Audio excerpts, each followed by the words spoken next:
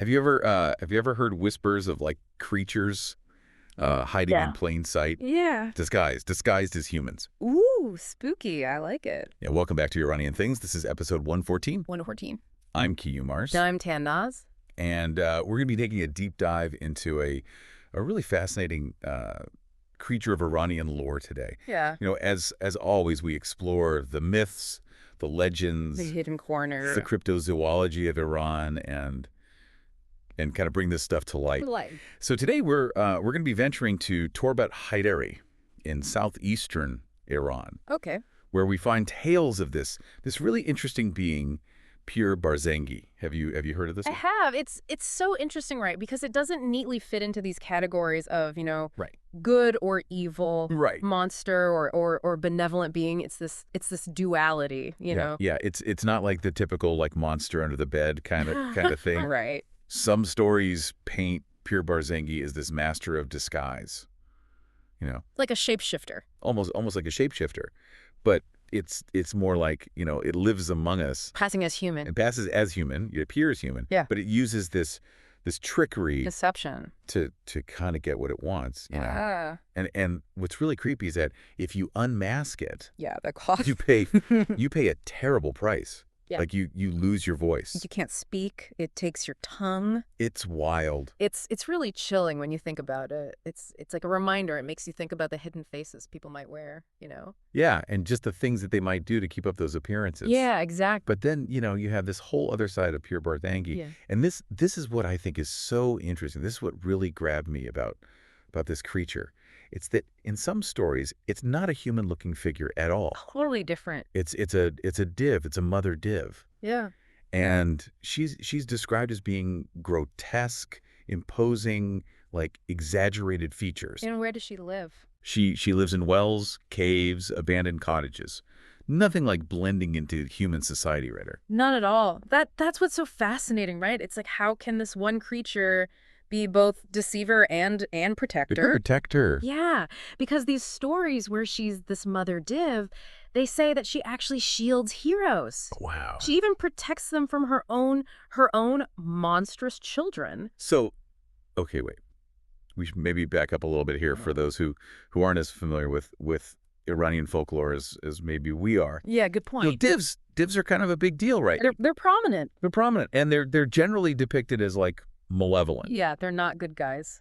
They're often like demonic even. Yeah, so to have this image of a div, and especially like a mother div, Right. who is acting as a guardian, as a protector, it just flips everything that we kind of think we know about divs right on its head. It does. I was reading a paper about this earlier, and the scholar was proposing that this duality, it maybe is a kind of warning, about hidden dangers, like reminding us that appearances can be deceiving. Oh, that's really interesting. Yeah, and it makes sense, right? Like even today, we're always told, don't judge a book by its cover. But then the scholar also proposed that maybe it's not just about that, Maybe it's also a commentary on just how complex nature is, the world is. I can see that. And showing that even these beings that we consider monstrous, Yeah. they can have, protective instincts. Huh.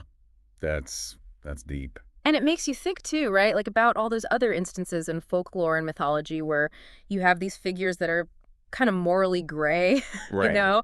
You can't really pin them down as purely good or purely evil. Yeah, and speaking of this mother div, it does make you think a lot about the power of a mother's love, right? It does. I mean, this is a theme that we see throughout, world mythology and folklore, like this idea that a mother's love can transcend even like the boundaries of what we consider monstrous. It's a powerful idea. It really is. And it's so interesting how it's woven into these stories, the symbolism. Yeah, and it makes you wonder about the people who told these stories, right? Like, what were their lives like? What experiences were they drawing on? Yeah, what were their hopes and fears, and how did those get reflected in these tales? It's really fascinating stuff. And, if you're enjoying this deep dive and you find this kind of analysis interesting, Yeah. make sure you subscribe, like, Leave us a comment. leave us a comment. Let us know what you think about this whole concept of Pir Barzangi. Yeah, and if you've heard of similar figures in other cultures, let us know. I'm really curious to hear. I think that's one of the things that I love most about exploring these more obscure parts of Iranian folklore is how they connect Yeah, to these universal themes. totally. That we see in stories from all over the world. It really highlights that shared human experience, doesn't it? Absolutely. So we've been talking a lot about, the symbolism and the possible meanings behind this dual nature of Pir Barzangi. Yeah. But I'm also kind of curious, like, what do you think about the actual practical implications of this creature? Like, if it Yeah. really existed. Oh, that's a good question. I mean, if we're talking about the deceptive human-like form, Yeah.